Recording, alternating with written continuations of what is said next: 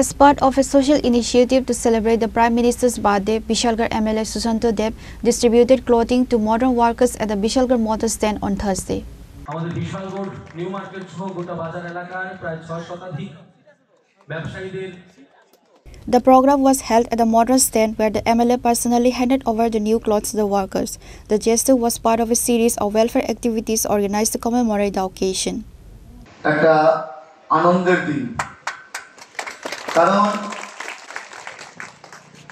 একটা ভয়াবহ দুর্যোগ কাটিয়ে গত বছর বন্যার যে ভয়াবহ রূপ হয়েছিল সেই দুর্যোগ কাটিয়ে আমরা বিশালগড়বাসী এখন মোটামুটি স্বাচ্ছন্দ্যে আমরা আমাদের প্রতিষ্ঠান থেকে শুরু করে নিত্য প্রয়োজনীয় কাজ আমরা করছি।